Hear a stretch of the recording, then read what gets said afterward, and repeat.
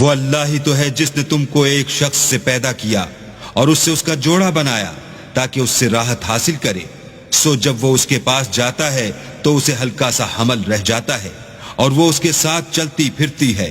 پھر جب کچھ بوجھ معلوم کرتی یعنی بچہ پیٹ میں بڑا ہوتا ہے تو دونوں میاں بیوی اپنے پروردگار خدا عز و جل سے التجا کرتے ہیں کہ اگر تو ہمیں صحیح و سالم بچہ دے گا تو ہم تیرے شکر گزار ہوں گے۔ جب وہ ان کو صحیح و سالم بچہ دیتا ہے تو اس بچے میں جو وہ ان کو دیتا ہے اس کا شریک مقرر کرتے ہیں۔ جو وہ شرک کرتے ہیں اللہ کا رتبہ اس سے بلند ہے۔ کیا وہ ایسوں کو شریک بناتے ہیں جو کچھ بھی پیدا نہیں کر سکتے اور خود پیدا کیے جاتے ہیں، اور نہ ان کی مدد کی طاقت رکھتے ہیں اور نہ اپنی ہی مدد کر سکتے ہیں۔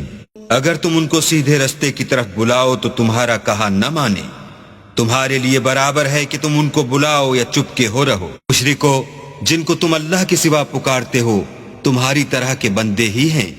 اچھا تم ان کو پکارو، اگر سچے ہو تو چاہیے کہ وہ تم کو جواب بھی دیں۔ بھلا ان کے پاؤں ہیں جن سے چلیں، یا ہاتھ ہیں جن سے پکڑیں، یا آنکھیں ہیں جن سے دیکھیں، یا کان ہیں جن سے سنیں؟ کہہ دو کہ اپنے شریکوں کو بلا لو اور میرے بارے میں جو تدبیر کرنی ہو کر لو، اور مجھے کچھ مہلت بھی نہ دو، پھر دیکھو کہ وہ میرا کیا کر سکتے ہیں۔ میرا مددگار تو اللہ ہی ہے جس نے کتاب برحق نازل کی، اور نیک لوگوں کا وہی دوست دار ہے۔ اور جن کو تم اللہ کے سوا پکارتے ہو وہ نہ تمہاری ہی مدد کی طاقت رکھتے ہیں اور نہ خود اپنی ہی مدد کر سکتے ہیں۔ اور اگر تم ان کو سیدھے رستے کی طرف بلاؤ تو سن نہ سکیں، اور تم انہیں دیکھتے ہو کہ بظاہر آنکھیں کھولے تمہاری طرف دیکھ رہے ہیں مگر فی الواقع کچھ نہیں دیکھتے۔